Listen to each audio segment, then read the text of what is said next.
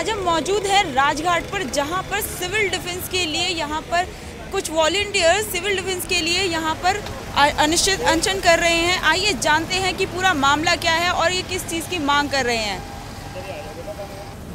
तो आपकी मांगे क्या है सरकार से? हमारी बेसिक मांग है, जिन हमारे कर्मचारियों को निकालने का ऑर्डर जारी किया सबसे पहले वो तत्काल प्रभाव से रद्द किया जाए, उस पर स्टे लगे जी। और जो हमारे सिविल डिफेंस के वॉलंटियर जो सेवाएं दे रहे हैं उनको लेबर एक्ट में लाया जाए, पीएफ बोनस मेडिकल उनको मिले। रेगुलर बेस पे जो एक्ट इनका कहता है कि हम इनको भत्ता नहीं दे सकते, और उसमें ये जिसका देकर ये कह रहे हैं कि हम कभी भी निकाल सकते हैं, तो वो लेबर एक्ट में सीधा आएगा तो इनको इनके सरकार के भी हाथ बनेंगे और हमारी मजबूती होगी, क्योंकि हम तो सेवाएं दे रहे हैं। अगर मार्शल के रूप में हम सेवाएं दे रहे हैं तो उसके लिए उचित ट्रेनिंग हो जी। अगर मैं सेवा दे रहा हूँ, मेरी उम्र है और मैं अट्टा कट्टा हूँ सेवा दे रहा हूँ, पर कल को मेरे को निकाल दे 4 साल 5 साल करने के बाद, तो मैं कहाँ जाऊँगा? कोई एक्सपीरियंस लेटर नहीं।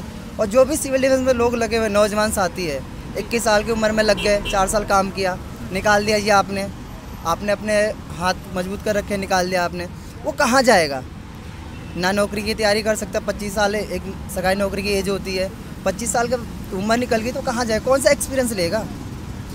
तो एक जो नौजवान के साथ जो खिलवाड़ हो रहा है उसको बंद करें, और अगर अपने वाकई वादे को पूरा करना चाहते हैं तो सही तरीके से इनके जो लेबर एक्ट में लाए और इनकी मांगों को पूरी करें। तो आपको क्या लगता है कि सरकार इस पे कब तक कार्रवाई करेगी? सरकार तो सीधा कह रही है सर। अभी जब ऑर्डर इन्होंने जारी किया और हमारे साथी गए पूछने के लिए, तो वो शब्द सुनकर भी हमें खुद अचंभित हुआ कि एक सरकार का जिम्मेदार मंत्री जी ये कहता है कि मैंने साइन तो मेरे हैं, ऑर्डर पे साइन मेरे हैं, पर 2 लाइनों पे मैंने साइन किया, ऊपर के 2 लाइन नीचे के 2 लाइन किसी और ने बाद में ऐड कर दिया। एक तरह से लापरवाही दिखाई जा रही है इसमें। लापरवाही नहीं, गुमराह किया जा रहा है। अब आप बताइए, आपके तमाम लोगों पे आप जाते होंगे, कोई ऐसा ऑर्डर जारी होता है, एक मैं जिम्मेदार मैं साइन कर दूं और वो कह रहे कि ऊपर की लाइन और नीचे की 2 लाइन बाद में ऐड हो गया। अगर उसमें ये भी तो ऐड हो सकता है कि मैंने इस्तीफा दे दिया दिल्ली सरकार से, तब वो मान लेते।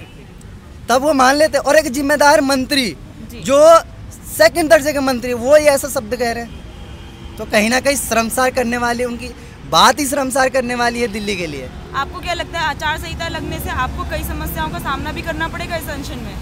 देखिए, अनशन में आचार संहिता, हम अगर आचार संहिता की बात करें तो आचार संहिता राजनीतिक दलों पे लगता है जी, राजनीतिक व्यक्तियों पे लगता है जी। आम लोगों पे आचार संहिता नहीं लगती है जी। वो दारू बांटे, पैसा बांटे, वहाँ आचार संहिता नहीं लगती है। काफिला लेके सरकारी चले तो आचार संहिता नहीं लगती है। अपनी मांग को हम लेके बैठे हैं तो आचार संहिता लगती है। तो ये खिलवाड़ करने के लिए, गरीबों के शोषण के लिए कानून है। जैसा कि हम देख रहे हैं यहाँ पे पुलिस वाले आप लोगों को हटा भी रहे हैं, यहाँ पर हटा दिया उन्होंने सीधा। सरकार का प्रेशर है। अगर सरकार कब डरती है? जब पब्लिक जागरूक होती है, और पब्लिक जागरूक हो गई तो उनकी सत्ता जाने के डर है। सत्ता कोई अपना कुर्सी थोड़ा गंवाना चाहता है, तो इसलिए प्रशासन का प्रेशर है इनके ऊपर, इसलिए हम हटाया गया। आप कहाँ से आए? मैं विनोद सनगर, संस्थापक एवं अध्यक्ष डॉक्टर BR अम्बेडकर मानव अधिकारी संगठन, और ये संगठन इनके सहयोग में खड़ा है। जैसा कि मेरी कमलेश जी से बात हुई थी तो मैंने कहा था कि ये संगठन पूरा आपके साथ है, और भी सहयोगी संगठन सामने आ रहे हैं। और देखिए, ये बहुत ही इस लोकतंत्र देश के अंदर अगर कोई अपने भूख प्यास के लिए, कोई अपने रोजगार के लिए अगर कोई आदमी शांतिपूर्वक पटिशन कर रहा है और उसके बाद में दिल्ली सरकार के प्रेशर में अगर पुलिस प्रशासन आकर हम लोगों को परेशान कर रही है, तो बहुत ही दर्दनीय बात है और बहुत ही दुखद बात है कि अगर दिल्ली सरकार तो ये कहती है कि वो जो दिल्ली पुलिस है वो दिल्ली सरकार के अंदर नहीं आता, वो केंद्र के अंदर आता है। देखिए, हाँ बिल्कुल केंद्र के अधीन है जो हमारी जो पुलिस प्रशासन है, लेकिन कहीं ना कहीं यहाँ पर जो हमारे राज्य मंत्री हैं उनका भी दबाव है, इस बात को आप नज़रअंदाज नहीं कर सकते।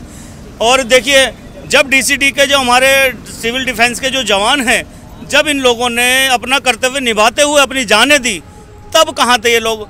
एकदम से प्रभाव में आकर एकदम भर्ती कर लिया और एकदम प्रभाव से इनको निकाला जा रहा है। देखिए, 22,680 घरों की बात है ये। उनको एकदम बेरोजगार करना, रोजगार तो देने से रही केंद्र सरकार या हमारी राज्य सरकार, लेकिन बावजूद इसके कि उनका चूल्हा जल रहा था, जैसा भी जल रहा था, इन लोगों ने कभी किसी चीज़ की डिमांड नहीं की, कभी इन्होंने मेडिकल फैसिलिटी नहीं मांगी, कभी इन्होंने ट्रेनिंग के नहीं कहा, कभी इन्होंने हथियार के लिए नहीं कहा कि हमें हमारी जान जब जोखिम में 6-6, 7-7 आदमी हमारे जवान मर चुके हैं और उनके साथ घात हुआ है, तो इन्होंने कभी यूँ नहीं कहा कि हमें ट्रेनिंग दी जाए या हमें हमारी सेफ्टी के लिए हमें जो है हथियार दिया जाए। लेकिन बावजूद इसके भी इनको अपना प्रतिष्ठा से और ईमानदारी से अपना कार्य करते हुए भी, और एकदम से चुनाव सर पर है, तो दिल्ली सरकार को ऐसा नहीं करना चाहिए था। इनको नोटिस जारी कर दिया एकदम से कि 31 जून से आप बिल्कुल निलंबित हैं, आप हट जाएंगे, तो बहुत ही गलत बात है। मैं तो देखिए इस आदेश की निंदा करता हूँ और मैं विनोद सनगत इस बात का आश्वासन दिलाता हूँ कि मैं DCD की लड़ाई को और तेज करूँगा। देखिए जैसे जैसे यहाँ पर संख्या बढ़ती गई, ऐसे ही पुलिस प्रशासन बढ़ता गया। पहले 4 पुलिस वाले थे, फिर 8 हो गए, फिर ये अच्छी तादाद में आकर और यहाँ पर इनको हमें कहने लगे कि गिरफ्तारी करेंगे, और हमारे नाम भी नोट किए गए, हमारे संगठनों के नाम नोट किए गए, और हमारे पर बेवजह के इल्ज़ाम लगाकर और ये लोग हमें गिरफ्तार करने की बातें कर रहे हैं। लेकिन हम डरते नहीं हैं, गिरफ्तार करें, हमारे पर मुकदमा लगाएं और कहीं भी लेकर चले, लेकिन जहाँ भूख प्यास की बात आती है तो भूखों मरने की बजाय तो हम जो है लड़कर मरना पसंद करेंगे। सबसे बड़ी धमकी इन्होंने जो दिया, अपने कार्ड दिखाओ, सबसे पहले तुम्हें निरस्त करेंगे, कार्ड कैंसिल करेंगे। अच्छा, इसको इसको आप ले सकते हैं कि अगर हम लोग सेवाएं दे रहे हैं, गिरफ्तार करे, अरेस्ट करे, कुछ नहीं, आप अपने कार्ड दिखाओ, सबसे पहले आपके डिस्ट्रिक्ट से आपके कार्ड कैंसिल करवाएंगे। क्या मतलब बनता है ये धमकी, सीधा सीधा धमकी। जैसा कि हमने देखा राजघाट पे लोग अनशन के लिए बैठे हुए थे, सिविल डिफेंस के अधिकारियों के लिए यहाँ पे वो मांगे रख रहे थे, वहीं पुलिस ने दूसरी ओर उनको हटा दिया गया है। एक तरह से देखा जाए तो यहाँ पे राजनीति खेली जा रही है और सबकी मांगों को दबाया जा रहा है। ऐसी और जानकारियों के लिए बने रहिए इंडिया लाइव 24/7 से। मैं प्रियंका गुप्ता, कैमरा पर्सन दानिश के साथ।